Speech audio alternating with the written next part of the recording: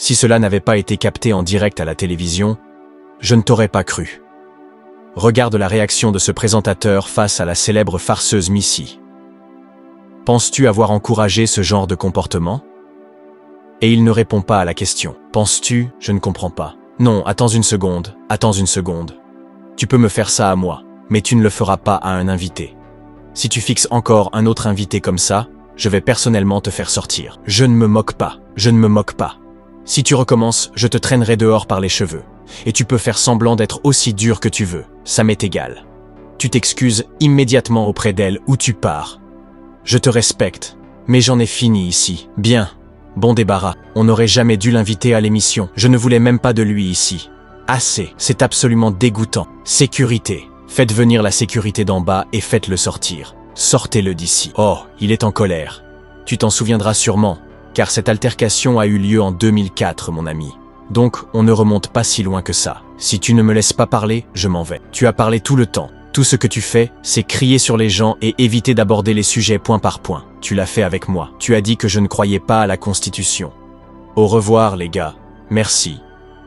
Ça ne signifie rien pour moi. J'ai débattu avec toi, tu as mis des mots dans ma bouche, et tu n'as pas aimé quand je t'ai rendu l'appareil.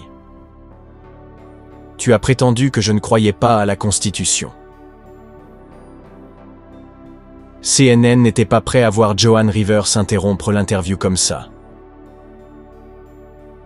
Tu sais quoi? Je pars. Vraiment, je pars. Parce que tout ce que tu as fait, c'est du négatif. Du négatif. Je n'ai rien entendu d'autre. Ça fait 50 ans que je fais rire les gens. J'ai été mise sur cette terre pour faire rire. Mon livre est drôle. Arrête avec ce « tu fais ceci, tu es méchante, tu es cela ». Tu n'es pas la bonne personne pour interviewer quelqu'un qui fait de l'humour. Désolé. Sérieusement? Mais ce n'est pas la seule fois où CNN a poussé un invité à partir. Je dois te poser cette question. Il y a un nouveau titre dans The Daily Beast affirmant que ton entreprise est en difficulté et que tu cherches un acheteur. Est-ce lié au fait que les gens ne se parlent plus? Si tu veux créer cette entreprise médiatique, il n'y a pas d'intérêt? Que se passe-t-il? Waouh! Brian, merci beaucoup. Je pense que c'est la question la plus ridicule que j'ai jamais entendue. Tu veux jouer à ces jeux-là? Passe une bonne journée. Quel jeu ai-je joué? Regarde l'expression de Clive Anderson quand il offense accidentellement tout le groupe des Bee Gees. Tu t'es dit, je n'ai pas besoin des deux autres, je peux m'en sortir seul. Il y avait des problèmes d'ego à l'époque, et je ne me souviens même plus pourquoi. En même temps, God Don't Forget to Remember était sorti. Ah oui? J'ai oublié celui-là. Eh bien, je ferais mieux de partir aussi. Tu peux rester, mais... J'aimerais bien, mais je ne fais pas d'imitation.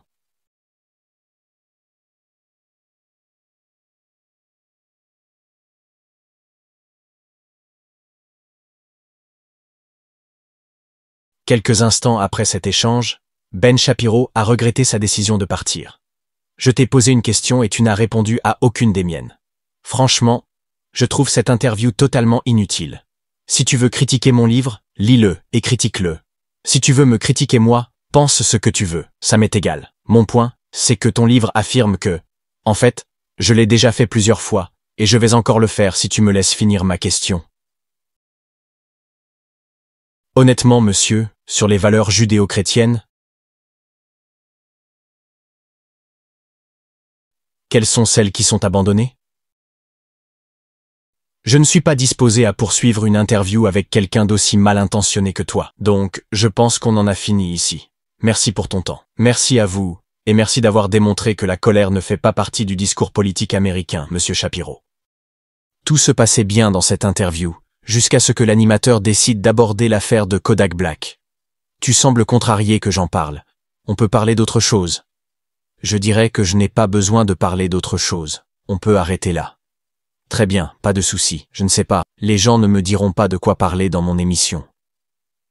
Francis Atwoli perd son sang-froid lorsqu'il affirme que l'intervieweur ne le prend pas au sérieux.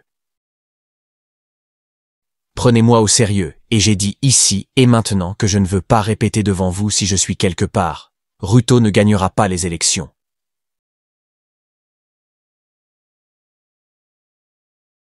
Il a dit qu'il ne gagnera pas les élections. Mais si vous pensiez que ces interviews étaient folles, attendez de voir l'interview vintage de Donald Trump en 2003. Mais d'abord, permettez-moi de faire une diversion plutôt inattendue. Voyez-vous, nous pouvons remplir nos esprits de vidéos superficielles et de drames croustillants tous les jours de la semaine. Mais nous posons-nous parfois des questions vraiment sérieuses? Je veux dire, nous posons-nous cette question profonde. Pourquoi les gens s'éloignent-ils en masse? Pourquoi un homme marié depuis 14 ans quitte-t-il son mariage et ses 3 enfants pour s'enfuir avec une autre personne? Pourquoi une personne qui a tant de potentiel abandonne-t-elle sa carrière et ses objectifs de vie pour se consacrer à une vie de fête? Et surtout, la question la plus importante est la suivante. Pourquoi des foules entières s'éloignent-elles de Dieu en ce moment? Vous n'avez pas besoin de moi pour vous fournir des preuves de la chute rapide du christianisme en Occident. Mais pourquoi cela se produit-il? Pourquoi, dans des pays comme l'Iran, le Nigeria et même la Chine, des centaines de millions de personnes se tournent vers le Seigneur Jésus-Christ, alors qu'ici, au Royaume-Uni, il est presque impossible de trouver 5 personnes dans un centre-ville qui disent croire en lui. Et mes amis, je ne suis certainement pas une autorité pour parler de ce sujet. Mais personnellement, je crois qu'il y a 3 raisons principales pour lesquelles les gens s'éloignent du christianisme. 1. La science. 2. Le péché. 3. La sécurité. 1. La science. Je sais que vous ne serez peut-être pas d'accord avec moi sur ce point, mais il fut un temps où j'ai été tenté de devenir athée. J'ai écouté débat après débat, et vous savez ce que j'ai découvert? J'ai découvert qu'il existait une réponse rationnelle à chaque question posée par les athées. Et encore une fois, je sais exactement ce que vous pensez. Certains d'entre vous me diront maintenant, l'athéisme n'a rien à voir avec la science. La science est une source de connaissances, tandis que l'athéisme est simplement un choix de ne pas croire en Dieu. Et vous avez raison. Et pourtant, à ce jour, je n'ai jamais rencontré un athée qui, une fois qu'on commence à creuser et à lui demander « Pourquoi ne crois-tu pas en Dieu ?» Zrenia ne fonde pas son raisonnement sur la science. Mais en réalité, je pense que beaucoup de ces questions ne sont qu'un masque pour cacher la véritable raison. Ce qui nous amène au deuxième point. 2. Le péché. Je vais choisir mes mots très prudemment maintenant. Supposons que vous soyez un criminel notoire et que vous deviez gérer de grandes opérations illégales depuis votre domicile. Achèteriez-vous alors une maison juste à côté du chef de la police de votre ville? Non. Pourquoi? Parce que vous vous feriez attraper. De la même manière, si nous aimons notre péché, il est bien plus pratique pour nous de dire « le détective n'existe pas ». Si nous avons l'intention de continuer à transgresser les lois de Dieu, il est bien plus facile de dire « ok ». Il n'y a pas de Dieu. Ainsi, nous n'avons pas à nous soucier des conséquences qui pourraient nous arriver si nous enfreignons ces lois. Mais vous savez aussi bien que moi qu'il ne sert à rien de dire « la gravité n'existe pas ». Si je lance un marteau en l'air, cela ne finira pas bien. De la même manière, vous pouvez continuer à dire « Dieu n'est pas réel ». Mais cela ne change rien à la réalité. Il est bien réel, et un jour, vous le rencontrerez. Les gens me demandent souvent « As-tu grandi dans une famille chrétienne ?» Et la réponse est oui. Et même dans ma courte existence sur cette terre, j'ai vu une grande proportion de personnes s'éloignent du christianisme. Mais savez-vous quelle est la raison sous-jacente derrière ces départs? Presque tous ont abandonné Jésus parce qu'ils voulaient une relation avec une personne non chrétienne. Très peu de gens sont prêts à obéir aux commandements de Dieu et à se préserver pour le mariage. Lorsque les hormones s'emballent et qu'ils rencontrent quelqu'un qui ne se soucie même pas de Dieu, ils choisissent vite leur petit ami plutôt que leur Dieu. Ils préfèrent un partenaire à la foi. Et progressivement, tout l'enseignement inculqué par leurs parents chrétiens, leur église et leur pasteur est balayé en une nuit. La personne qui commence à fuir Dieu finit par être confuse et se demande « Que crois-je vraiment? M'écoutez-vous toujours? Car je vous assure que je n'ai pas oublié l'interview de Donald Trump. Mais ce sujet est bien plus important. Voyez-vous, beaucoup d'entre vous qui regardent cette vidéo n'ont aucune influence chrétienne dans leur vie. Alors pourquoi le péché vous pousse-t-il également à vous éloigner de votre Créateur? La Bible dit, « Pourtant, ils disent à Dieu, « Retire-toi de nous, nous ne voulons pas connaître tes voies. Qui est le Tout-Puissant, pour que nous le servions? Que gagnerons-nous à lui adresser nos prières? » Oh, mon cher ami, sache ceci. L'indifférence te tirera vers le bas. Tu peux rejeter obstinément Dieu toute ta vie. Mais sache que la ruine est proche. Tu peux vivre heureux et satisfait sans ton Créateur, mais il viendra un jour où tu entreras dans l'éternité. Et une fois là-bas, une seule pensée te hantera pour toujours. Pourquoi ai-je cru que je pouvais me débrouiller seul? Pourquoi ai-je pensé que j'allais bien sans Dieu? Pourquoi ai-je rejeté Jésus-Christ, le seul qui pouvait vraiment me sauver? Est-ce que je te parle en ce moment? Peut-être que la troisième raison, la sécurité, est celle qui t'a éloigné de Dieu. Et non, je ne parle pas de la sécurité financière, de la richesse ou de la prospérité, même si la Bible nous met en garde à ce sujet. Mais ceux qui veulent s'enrichir tombent dans la tentation, dans le piège et dans de nombreux désirs insensés et pernicieux qui plongent les hommes dans la ruine et la perdition. Alors, fais très attention si l'un de tes objectifs est de devenir millionnaire. J'ai souvent entendu des gens dire « Quand je serai riche, je donnerai une grosse part à Dieu. » Mais une fois qu'ils amassent cette richesse, ils gardent tellement pour eux-mêmes. Oui, ils donnent plus que la moyenne des gens, mais quand on regarde leur compte bancaire et leur immense fortune, en réalité, ils ne donnent que des miettes à Dieu. Et je sais ce que certains pensent. Comment oses-tu juger? Tu ne sais pas combien ils donnent réellement. C'est vrai, peut-être que j'exagère, mais une chose est certaine. Il suffit de regarder leur train de vie, les palais où ils habitent, les voitures de luxe qu'ils conduisent, les vacances somptueuses qu'ils s'offrent et les yachts qu'ils achètent, pour comprendre que leurs priorités sont ailleurs. Attention, je ne dis pas qu'il est interdit d'avoir de belles choses ou de profiter de la vie que Dieu nous a donnée. Mais je pose une question. Es-tu en train de bâtir ton trésor sur la terre ou pour le royaume de Christ? Alors, parlons-en. Tu peux aller écouter un autre prédicateur qui te dira ce que tu veux entendre. Mais peut-être que la richesse n'est pas ton problème. Chacun d'entre nous a une idole dans son cœur. Une chose qui a pris la place de Dieu sur le trône de notre vie. Et en ce moment même, Christ pointe du doigt cette chose en toi et dit « Remets-la moi, abandonne-la et repens-toi. » La question est « Es-tu prêt à le faire ?» Personne ne peut répondre à cette question à ta place, sauf toi et le Seigneur Jésus-Christ. Lui seul sait ce qu'il veut que tu laisses derrière toi. Es-tu prêt à te détourner de cette chose et à chercher le véritable trésor?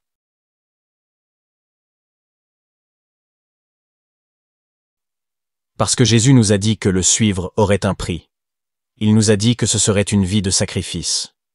Et si nous sommes honnêtes avec nous-mêmes, certains d'entre nous ne sont tout simplement pas prêts à payer ce prix. Revenons à cette histoire de sécurité. Je parle ici de la sécurité par rapport aux pressions du monde. Je sais que ça peut paraître ridicule, mais certaines personnes disent traverser une crise de la quarantaine. Eh bien, moi, je crois avoir traversé une crise du quart de siècle. Oui, je t'entends rire. Mais crois-moi, à 25 et 26 ans, je suis devenu très désillusionné par le christianisme. Je regardais les non-croyants autour de moi, et je pensais qu'ils avaient une vie plus facile. Comme le dit le psaume 73. J'étais jaloux des insensés, en voyant la prospérité des méchants. Car rien ne les tourmente jusqu'à leur mort, et leur corps est chargé d'embonpoint. Mon problème était le suivant. Je passais du temps sur les réseaux sociaux, et je voyais mes anciens camarades d'école, maintenant dans la vingtaine, qui semblaient mener une vie excitante. Ils voyageaient en Australie, faisaient la fête, profitèrent du monde, et moi, j'allais à l'église chaque semaine, où je devais supporter des disputes et des querelles entre chrétiens sur des choses insignifiantes. Puis, en creusant plus profondément, j'ai souvent entendu des gens dire « J'ai quitté le christianisme parce que l'église est pleine d'hypocrites. Si les chrétiens ont réellement le Saint-Esprit en eux, pourquoi se détestent-ils autant et se blessent-ils les uns les autres ?» D'autres, et même certains chrétiens aujourd'hui disent « Je ne vais pas à l'église parce qu'elle est pleine de faux et de menteurs. » Si c'est votre cas, je veux vous poser une question. Que penseriez-vous d'un homme très malade qui a besoin d'une aide médicale, mais qui dit « Je ne veux pas aller à l'hôpital parce qu'il est rempli de gens malades ?» Eh bien, vous lui diriez « Allez, mon ami, rejoins le club. Tu es malade, et eux aussi. » Et c'est exactement pareil avec l'église. N'oubliez jamais cette vérité essentielle. Christ n'est pas venu appeler les justes, mais les pécheurs à la repentance. Voyez-vous, Vous êtes un hypocrite. Et moi aussi. C'est pourquoi nous avons tous besoin de Jésus. Et souvenez-vous de ceci, ce n'est pas parce que vous avez eu un mauvais repas que vous allez arrêter de manger. Vous n'allez pas rejeter toute la nourriture à cause d'un seul mauvais repas. De la même manière, ce n'est pas parce que vous avez vécu une mauvaise expérience dans une église que vous devez rejeter l'église dans son ensemble. Et oui, je sais que aller à l'église ne fait pas de vous un chrétien, pas plus qu'entrer dans un garage ne fait de vous une voiture.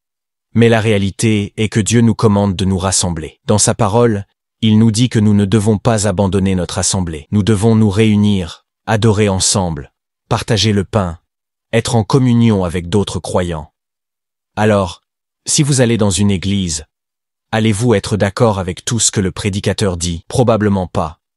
Allez-vous vous entendre avec tout le monde? C'est très peu probable. Est-ce que des gens de cette église vont vous blesser? Certainement. Mais cela ne change rien au fait que Dieu nous demande de nous rassembler dans une communauté locale. Ne me comprenez pas mal.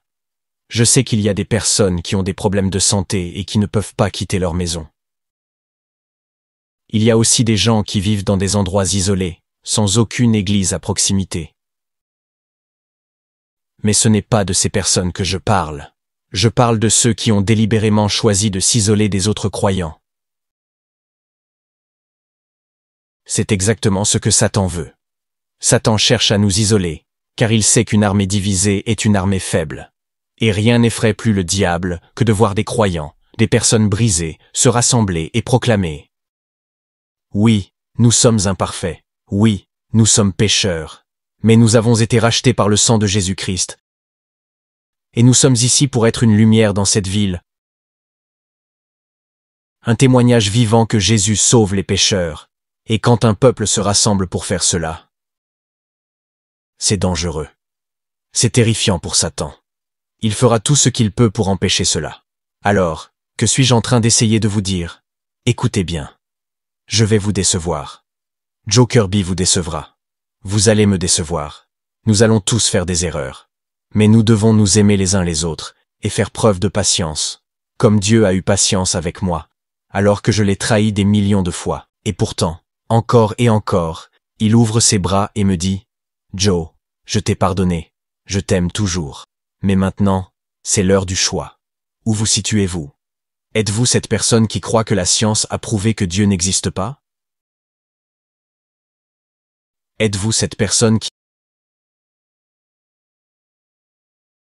aime trop son péché et ne veut pas y renoncer? Êtes-vous cette personne qui pense que l'Église est remplie d'hypocrites et de faux croyants? Quelle que soit votre réponse, quelles que soient vos raisons de vous éloigner de Jésus-Christ, savez-vous une chose? Et c'est terrifiant. Un jour, Jésus pourrait vous laisser partir. Jésus a dit: Jérusalem, Jérusalem, combien de fois ai-je voulu te rassembler sous mon aile,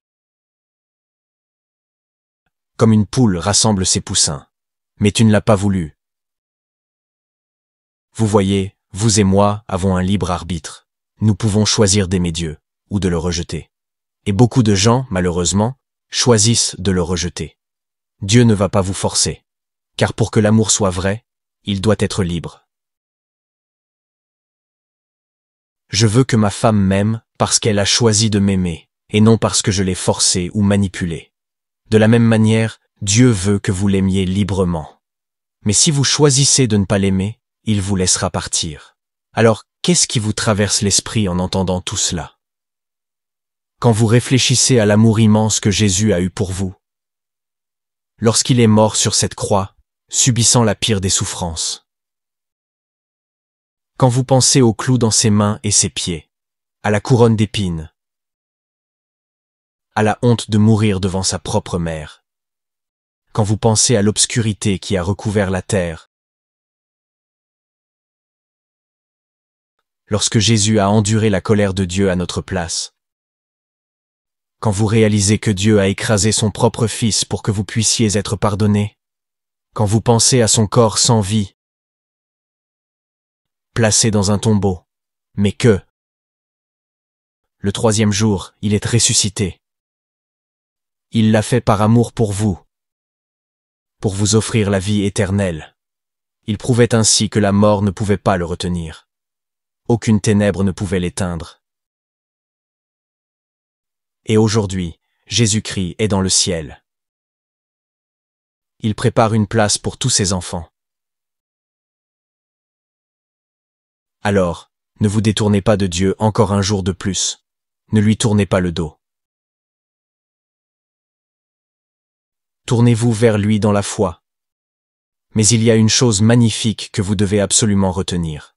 Oui, Dieu vous laissera partir si vous choisissez de vous éloigner de lui. Mais si vous placez votre confiance en Jésus-Christ, voici ce que la Bible promet. Je ne te délaisserai jamais, je ne t'abandonnerai jamais. Dès que vous mettez votre foi en Jésus-Christ, il promet qu'il ne vous quittera jamais.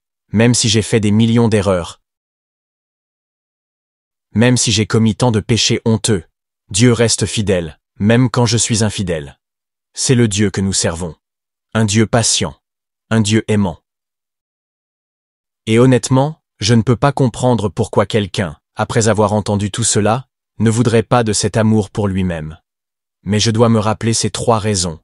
Et bien souvent, les gens préfèrent les ténèbres à la lumière. Ne soyez pas cette personne, ne soyez pas cet homme, ne soyez pas cette femme, venez à Jésus dès maintenant. D'accord, je ne suis pas stupide. Je sais que certains d'entre vous sont restés juste pour voir l'interview la plus inhabituelle de l'histoire. C'est le moment où Ali G s'est assis avec Donald Trump. Êtes-vous prêts pour ça? Parce que c'est notre dernière sortie. Et comment dois-je t'appeler? Tu peux m'appeler Donald. Sérieusement? C'est bien Trump, non? Souviens-toi, au début, c'est là-haut. J'ai quelques idées de business dont je veux juste te parler. Et je vais être rapide.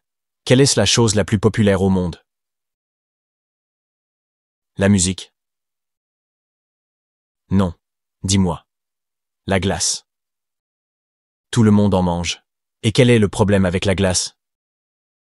Je n'en ai aucune idée. Elles fond et coulent. Donc, mon idée, c'est de créer une glace qui ne coule pas. Non. Eh bien, mon idée, c'est de sortir des sortes de gants à glace qui empêchent la glace de couler sur tes mains pour qu'elles ne deviennent pas toutes collantes et qui gardent aussi tes mains au chaud pendant que tu manges la glace. D'accord. Tu es partant ou pas? Eh bien, ça a l'air d'être une bonne idée. Et j'espère que tu gagneras beaucoup d'argent. Bonne chance. Merci les amis. C'était sympa de vous voir. Prends soin de toi. Donc, tu es dans ou pas? Ça a l'air intéressant. Kodak Black aussi, que tu as rencontré dans la vidéo plus tôt. En fait, il a prié Jésus-Christ dans une station-service. As-tu déjà vu cette vidéo?